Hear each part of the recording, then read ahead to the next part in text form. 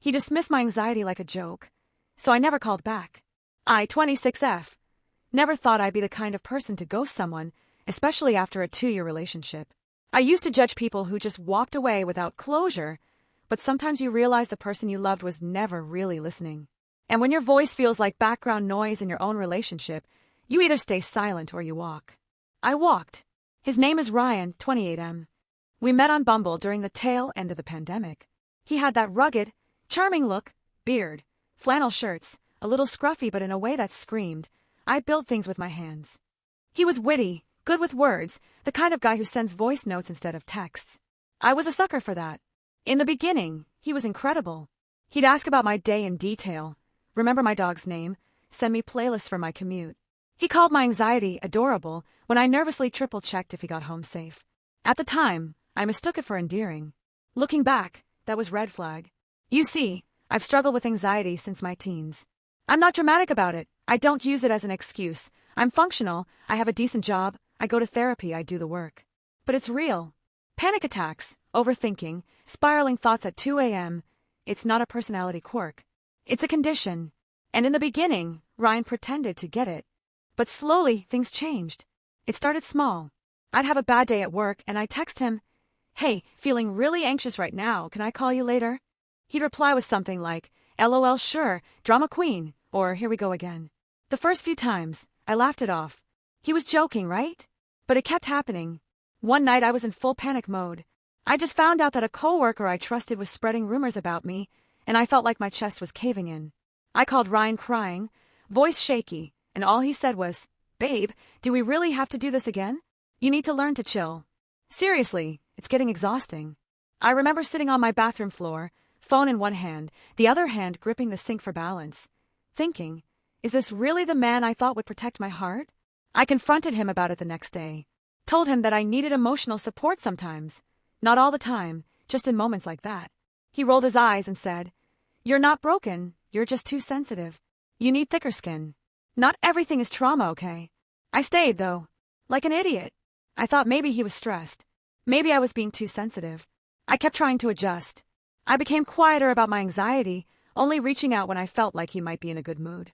I filtered my texts, erased messages before sending them. I became smaller emotionally.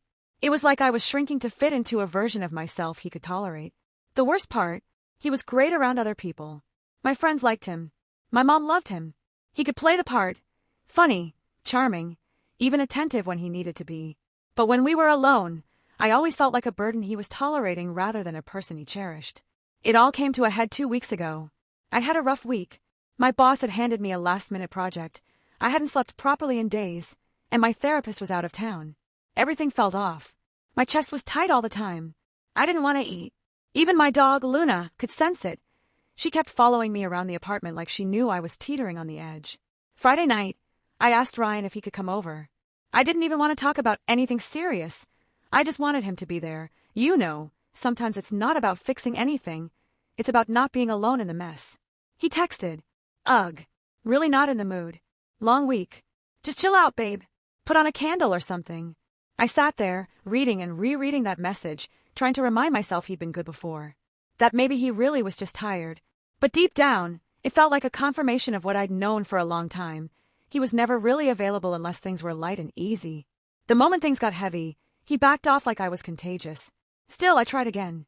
I texted him, I'm not okay tonight, Ree. I just need to feel like I'm not alone. Please. He called me. I thought, finally. I picked up, holding back tears. I said, thank you for calling. I really...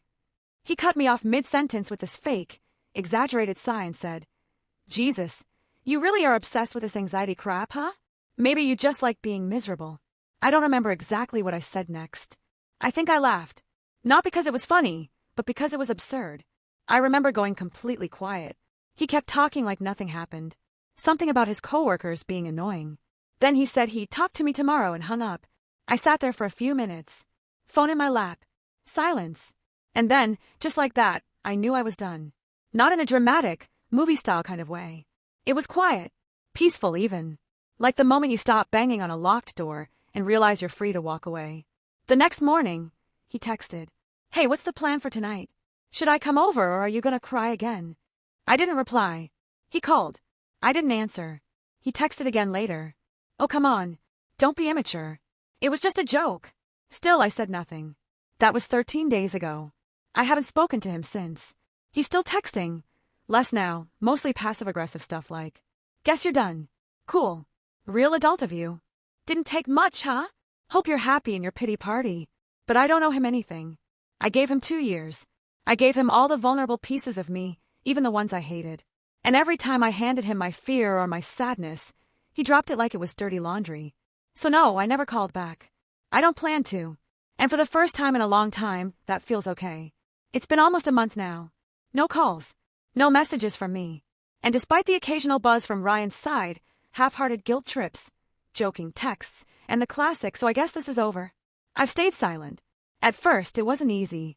I kept picking up my phone, rereading old texts, scrolling through photos. Not because I missed him, exactly, but because I missed the idea of what we had.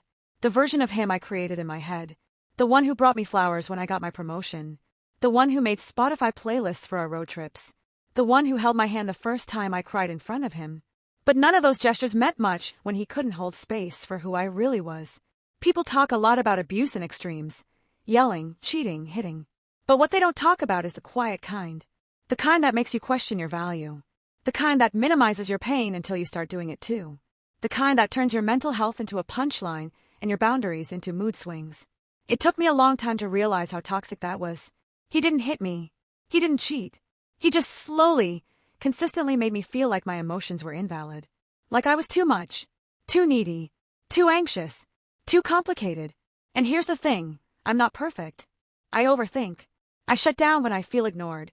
I sometimes need reassurance more than most people. But those are parts of me, not flaws to be erased, not symptoms to be mocked. Since I left, I've started to reconnect with myself. I went back to therapy more consistently. I started journaling every day.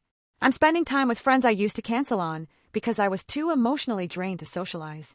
Even Luna seems happier. She's not pacing around anymore, not trying to soothe me when I was unknowingly carrying stress like a second skin. The silence has been healing. Not empty, just quiet. And in that quiet, I've started hearing myself again. I never told Ryan goodbye. I didn't give him a long, emotional explanation. I used to believe that closure was necessary, that I owed him a conversation, that maybe if I found the right words, he'd finally understand. But the truth is, someone who laughs at your pain doesn't deserve a monologue. He doesn't get a chapter in my healing. He's not the villain in my story, just a reminder of what I'll never tolerate again. I know he's probably telling people I ghosted him, that I overreacted, that I'm one of those girls, and honestly, I don't care. What matters is that I found the courage to leave something that was slowly killing my self-worth, that I chose peace over potential, that I stopped apologizing for being human. So no, I never called back. And that was the most loving thing I've ever done for myself. I appreciate you watching till the end. Hit that subscribe button and stay tuned for more content.